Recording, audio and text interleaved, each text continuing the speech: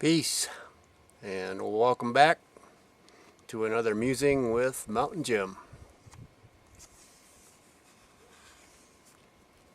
Today's piece is titled My Daydream.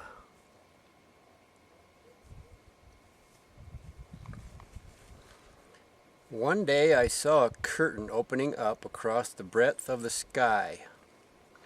A petite redhead dressed in a business suit walked out upon what looked like a cloud and announced, "Okay, that's Act 1. You can pick up your stuff and go to the green room." I looked around and was horrified to discover that I and everyone else in my world had apparently been merely playing roles in a fantasy. In great discomfort, I wondered how long this had been going on.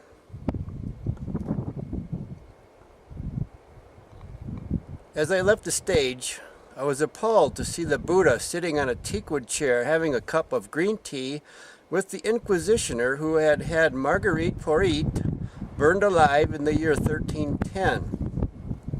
They looked at me and smiled at each other.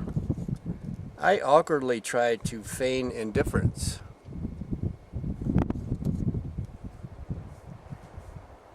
Down the hallway, I entered a break room. Hitler and St. Francis were laughing hysterically over by the coffee pot. Hitler was describing a day when some lipstick got smeared onto his iron cross. I was deeply shaken by the scene, but at the same time I felt something strange and not totally unpleasant happening to me as I became completely unglued. Apparently, I was being released from my final thread of mental stability. I overheard my mind say, "But then what's the point of it all?" As I folded up my costume and held back tears, I tried to get in touch with my feelings, but didn't know whether to laugh or cry. Then I heard a faraway, high-pitched wailing and realized it was my own heart, now hopelessly unhinged and distanced from itself.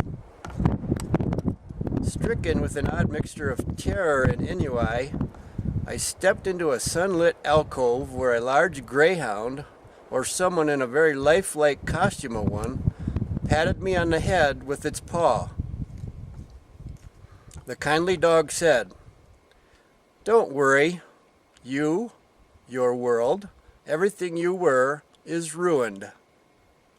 Sift through the ruins, and you might now more easily find what cannot be taken from you. That treasure will grant your freedom."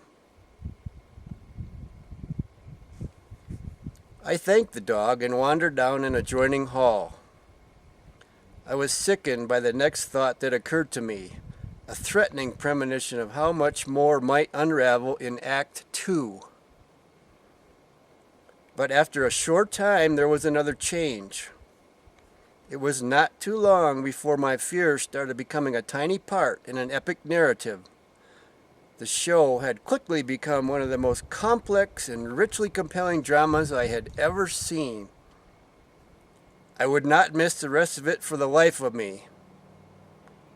I put my costume back on and waited impatiently for the curtain to rise.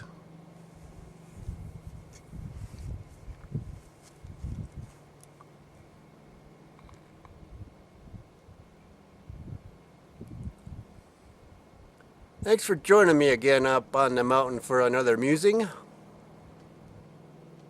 Until the next time, bye-bye and peace out. Love ya.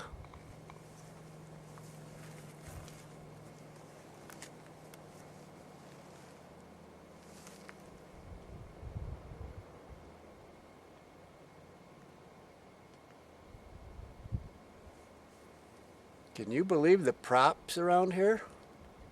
Who made this stuff anyway?